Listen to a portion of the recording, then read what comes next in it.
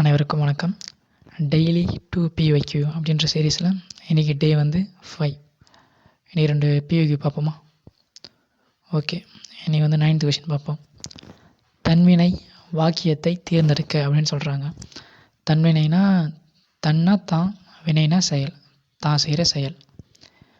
தான் ஒரு செயலை செஞ்சால் அதுதான் தன்வினை. ஓகே, இங்கே அப்புதடிகள் தான் தான் அப்படின்னு எடுத்துக்கணும். அப்புதியடிகள் நான்மறை கற்கவில்லை அப்படின்னு ஃபர்ஸ்ட் ஆப்ஷனில் சொல்கிறாங்க. கற்கவில்லை அப்படின்றது ஒரு செயலே கிடையாது. அப்போது இது ஃபஸ்ட்டு அங்கே செயலே இல்லை அப்படின்றதுனால இது ஒரு வினையே கிடையாது. அப்போது அப்புதியடிகள் நான்மறை கற்கவில்லை அப்படின்றது தன்வினை இல்லை. அடுத்து சி ஆப்ஷன் பாருங்கள். அப்புதியடிகள் நான்மறை கற்றாரா, இது கொஷின் மார்க் வந்துருச்சு, அதிலே கொடுத்துட்டாங்க. அப்போ இது ஒரு கேள்வி தான். இதில் ஒரு எந்த வினையும் இல்லை. இது ஒரு கேள்வி அப்படின்றதுனால இதை நம்ம ஸ்கிப் பண்ணிடலாம். இது தன்வினை கிடையாது. இப்போ பிடி இது ரெண்டுத்தையும் கம்பேர் பண்ணி பாருங்கள், அப்போ தான் கொஞ்சம் கரெக்டாக இருக்கும். ஓகே, அப்புதியடிகள் நான்மறை கற்றார் அப்படின்னு இருக்குது. டி என்ன இருக்குன்னா அப்புதியடிகள் நான்மறை கற்பித்தார் அப்படின்னு இருக்குது. இது ரெண்டுமே ஒரு செயல் தான். இது யாருக்கு செய்கிறாங்க அதை பொறுத்து இருக்குது, தன்வினையா இல்லை பிறவினையா அப்படின்னு. ஓகே, அப்புதியடிகள் நான்மறை கற்றார். அப்புதியடிகள் தான், கற்றார் ஒரு செயல், தான் தனக்கு கற்றுக்கினார். டி பாருங்க, அப்புதியடிகள் நான்மறை கற்பித்தார். அப்புதியடிகள் பிறருக்கு கற்றுக் கொடுத்தாரு அப்படின்னு வருது.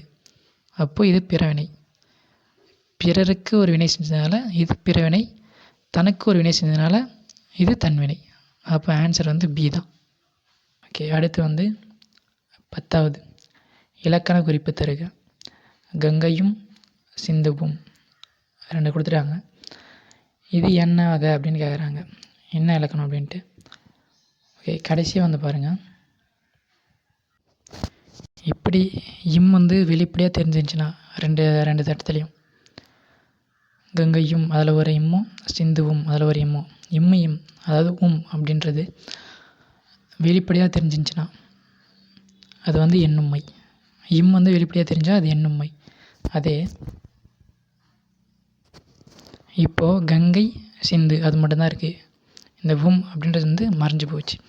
இப்படி இருந்தால் அது உம்மை தொகை அப்படின்னு சொல்லுவாங்க.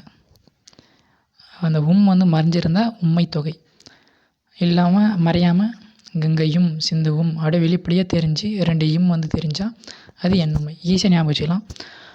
இம் வெளிப்படையாக தெரிஞ்சால் அதான் எண்ணுமை. அப்போ இதுக்கு ஆன்சர் எண்ணுமை. சி தான் ஆன்சர். ஓகே, இன்றைக்கி 2 கொஷின் பார்த்தாச்சு. நாளைக்கு 2 கொஷின் பார்ப்போம். நன்றி.